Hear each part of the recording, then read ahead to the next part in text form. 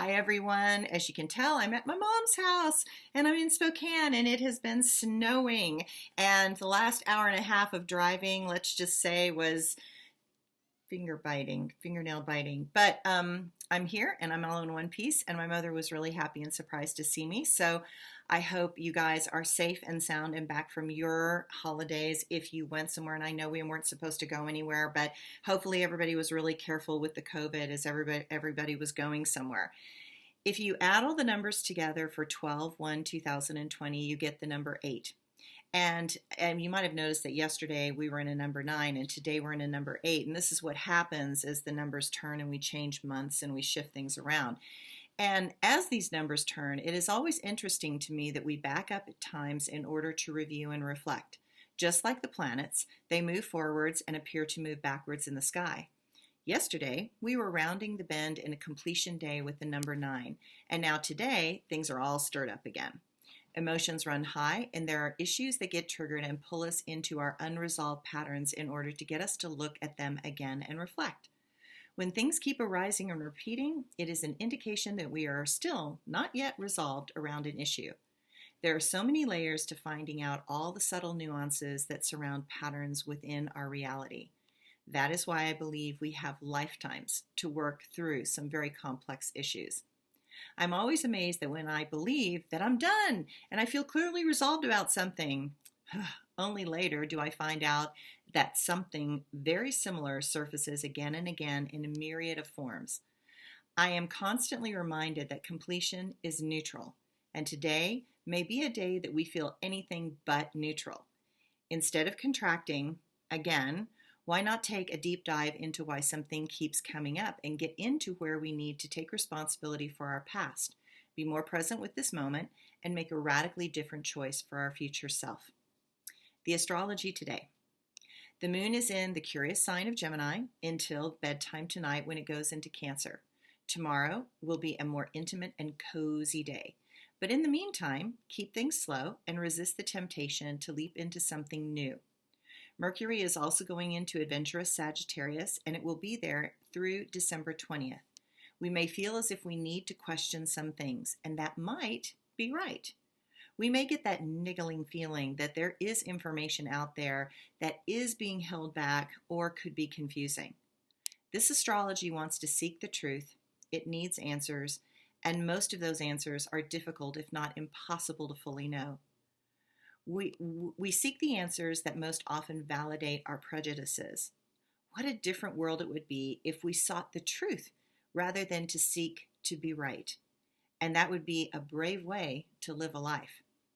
Today, integrate a more precise mental perspective. Look honestly at what is right in front of us with objectivity rather than a biased eye. There is a moment today when curiosity can connect to truth. From that place, much can be revealed. Okay, my quote for today. We can learn, we can grow, we can move beyond what our minds intend to know. We can find the answers that we seek. Finding truth does not make us weak.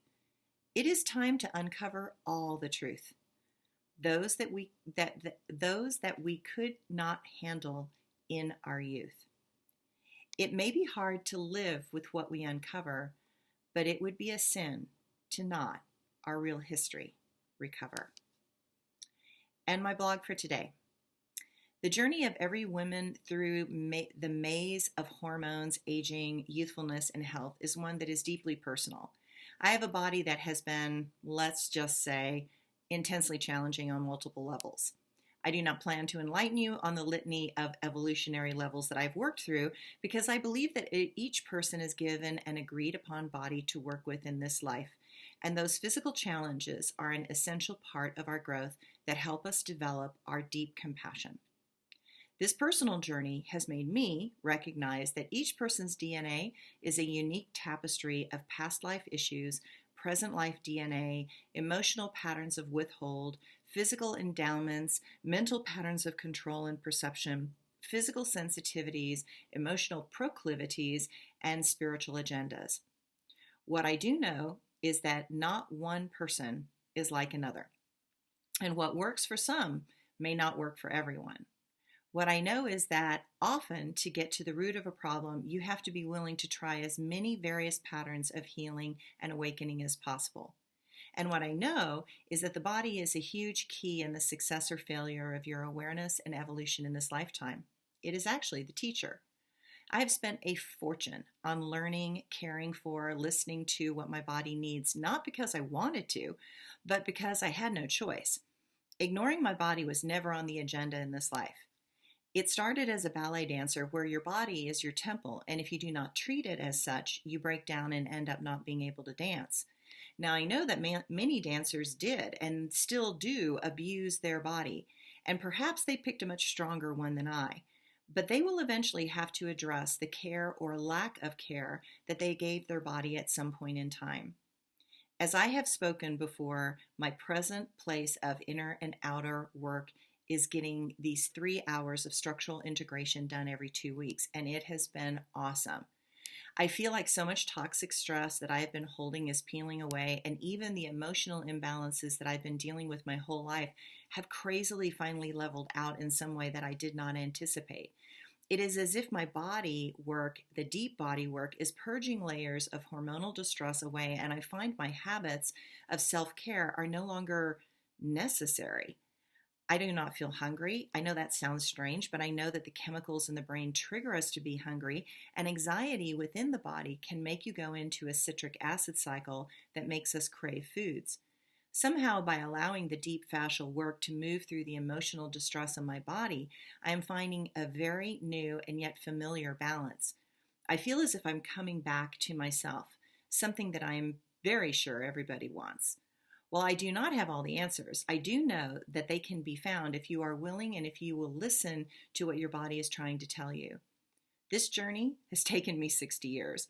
I'm sure it will take me longer than this life, but significant progress has been made in this life, and that, for now, is enough.